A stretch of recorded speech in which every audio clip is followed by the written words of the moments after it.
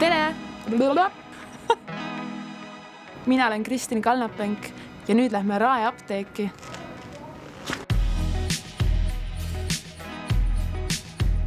Rae apteek tegutseb juba 15. sajandist. Siin on alati olnud igasuguseid erinevaid huvitavaid ravimeid, sealhulgas ka kärnkonni ja siiliuriini kasutati.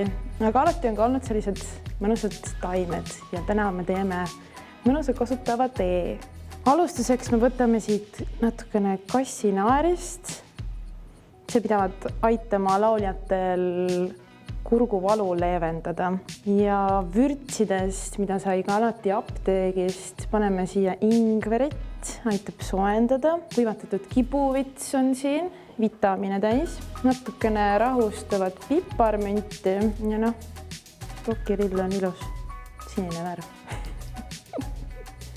Ma elasin 12 aastat Hispaanias. Praegu ma õpin Eesti Muusika- ja Teatriakadeemias. Varem ma ei olegi akadeemiliselt muusikat õppinud. Et kõik on tulnud pigem kuulamise ja esitamise moel. Mulle meeldis väga näiteks köie peal kõndimine.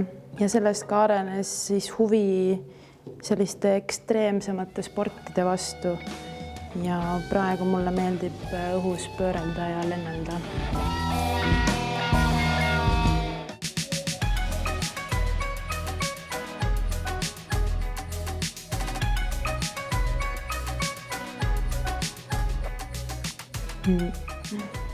Ma loodan, et see tee kasutab mind Eesti lauluteekonnal.